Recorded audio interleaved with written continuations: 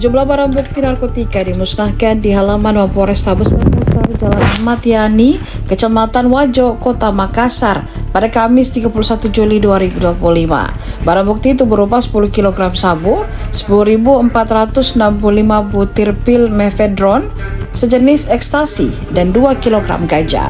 Barang haram itu merupakan hasil pengungkapan Satres Narkoba Polrestabes Makassar yang dipimpin Kasat AKBP Lulik Febriantara pada operasi Antik Lipu Juni lalu.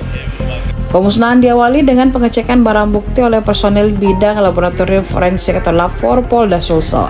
Pengecekan itu juga memastikan keaslian barang bukti. Setelah keaslian dipastikan melalui pemeriksaan uji lab, barang bukti pun dibawa ke mobil insinerator BNNP Sulsel. Pemusnahan diawali oleh Kapolrestabes Makassar Kombes Pol Arya Perdana dengan memasukkan barang bukti ke mesin pembakaran.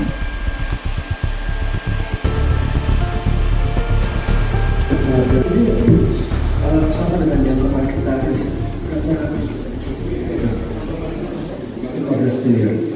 untuk narkotika sendiri ini nilainya sebanyak kurang lebih 16 miliar rupiah. Tapi kalau dihitung dari total pengguna yang bisa kita selamatkan itu sebanyak kurang berapa? 160.000 orang. 160.000 orang. 160.000 orang ini kalau kita lakukan rehab, nah itu biayanya cukup besar, sampai kurang lebih 600 miliar. Jadi barang ini kalau sempat beredar dan digunakan, ya itu kan akan memberikan kurang lebih 160.000 orang.